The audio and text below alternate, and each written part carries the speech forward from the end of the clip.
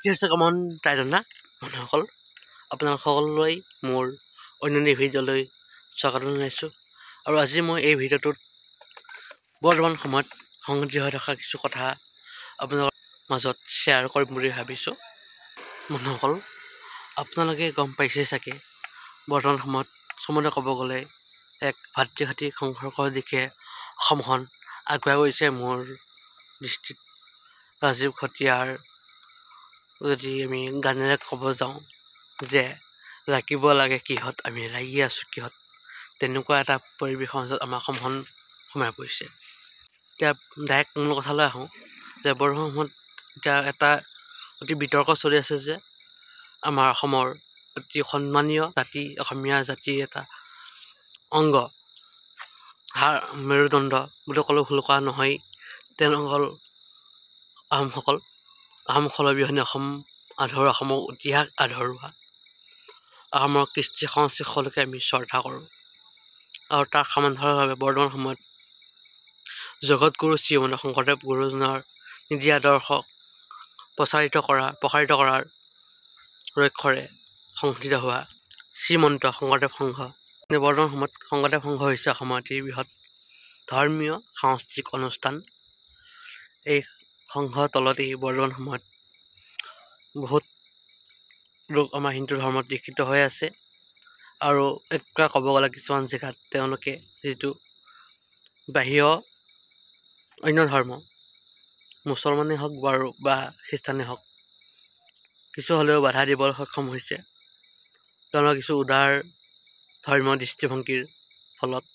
আৰু তেওঁলোকৰ নিজা যিটো সংবিধান আছে, সংবিধানৰ বহিৰ্ভূত কিছু কাম দৃষ্টিগোচৰ হ'লে তেওঁলোকে সময়ে সময়ে বহিষ্কাৰ কৰাৰ দৰে কিছু কথা ঘটনা হৈ থাকে আৰু সেইবোৰে বাতৰি শিৰোনাম দখল কৰি এতিয়া বিতৰ্কৰ সৃষ্টি কৰে। আৰু তেনেকুৱা এটা বিতৰ্ক বৰ্তমান হৈছে আহোমৰ এজন লোকৰ লগত যিজন শংকৰ সংঘৰ বাপ। যদিও মই এই ভিডিঅ'টোত এই বিষয়টোত মাত মাতিছোঁ, কিন্তু মই এটা কথা কওঁ যে মই নিজে আহোমৰ নহয় আৰু নিজে শংকৰদেৱ সংঘৰো এজন কোনো সদস্য নহয়, কিন্তু গোটেই বিষয়টো আমাৰ অতি স্পৰ্শৰ বিষয় বুলিও ক'ব পৰা যায়। কাৰণ আমি এতিয়া লাগিব যে অন্য বেলেগ টপিকৰ ওপৰত লয় যে আমেৰিকাই আমাৰ ওপৰত যিটো টেক্সৰ লগাম বুলি আমাক হুংকাৰ দি আছে, তাৰ ওপৰত আমি মাত মাতিব লাগিছিল, তাৰ ওপৰত আমি কথা এটা হ'ব লাগিছিল। কিন্তু আমি এতিয়া লাগি আছোঁ যে আমাৰ কোনোবা এজন ভাইৰ ওপৰত কিবা এটা হ'ল তাকে লৈ কোনোবা এটা আমাৰ যে বোকাচতীয়া ৰাজনীতি, তেনেকুৱা শুনিব বেয়া, কিন্তু তেনেকুৱা এটা হৈ আছে। আজি যদি আহোমৰ কোনোবা সংঘৰ ওপৰত কিবা এটা পদক্ষেপ লৈছে, নেক্সট দিনা সংঘ আহোমৰ ওপৰত লৈছে, খেলখন এনেকুৱা দেখিলে বেয়া লাগি যায়। সেই ভিডিঅ'টোৰ দ্বাৰা মোৰ আহোম বন্ধু বান্ধৱ ভাইসকলকো কৈছোঁ আৰু সংঘৰ বাপসকলকো কৈছোঁ, গোটেই ঘটনাটো এটা উচিত সমাধান কৰক আপোনালোকৰ মাজত দুইটা সময়ত বহি পিনে। কাৰণ আমাৰ অসমীয়া সমাজখন জীয়াই থাকিবলৈ বৰ্তমান সময়ত দুইটা জাতিকেই দৰকাৰ। আহোমৰ অবিহনে আমাৰ অসমৰ বুৰঞ্জী আধৰুৱা আৰু সেইদৰে সংঘৰ অবিহনেও আমাৰ অসমীয়া জাতিটো আধৰুৱা বুলি ক'লেও ভুল কৰা নহয়। কাৰণ বৰ্তমান শংকৰদেৱ সংঘ এটা বৃহৎ ধৰ্মীয় অনুষ্ঠান আৰু বহুত সংখ্যক লোক এই সংঘৰ লগত জড়িত হৈ পৰিছে। এই ভিডিঅ'ত মই কাকো বেয়া বুলি নকওঁ, শংকৰদেৱ সংঘ বা আহোমসকল সকলোৱে নিজৰ জেগাত শুদ্ধ হৈ আছে, কিন্তু যিটো দুইটা ফৈদৰ মাজত থকা দুইটা ফৈদৰ লগত থকা যিবোৰ নিয়ম নীতি সংস্কৃতি, সেইবোৰৰ মাজত থকা যিখন দেৱাল, সেই দেৱালখনৰ কাৰণে এই সংঘৰ্ষবোৰ হৈ আছে। আপুনি কোনো এটা চৰকাৰী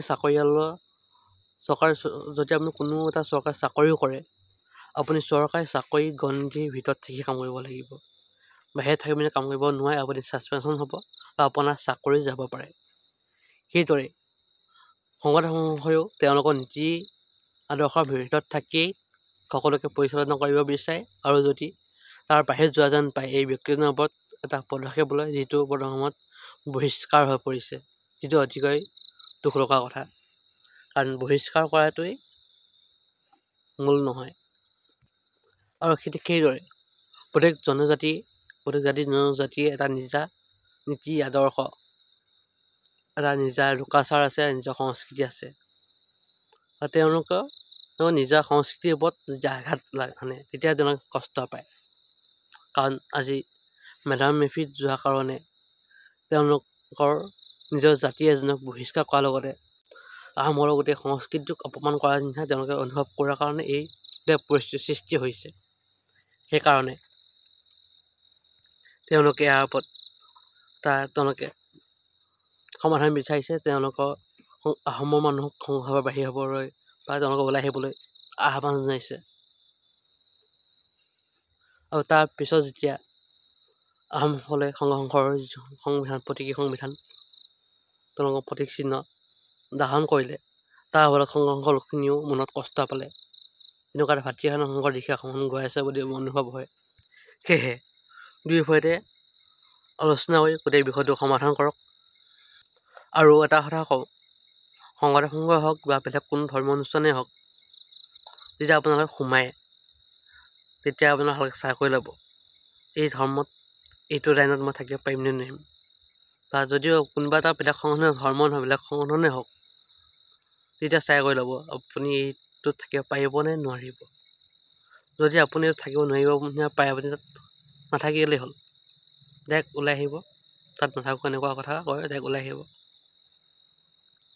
সোমাই পিনে তেতিয়া আপুনি তাৰ বাহিৰত কাম কৰাৰ পাছত আপোনাক যেতিয়া অপদস্থ কৰে, তেতিয়া অকল আপুনি কষ্ট নাপায়, আপোনাৰ যিটো জন্মগত বা কোনো ক্ষেত্ৰত আপোনাৰ যি জন্মগত জাতি ভাইসকলে আৰু আপোনাক যোনে বহিষ্কাৰ হয় তেওঁলোকেও আপোনাৰ ফলতে কষ্ট পাবলগীয়া হয়।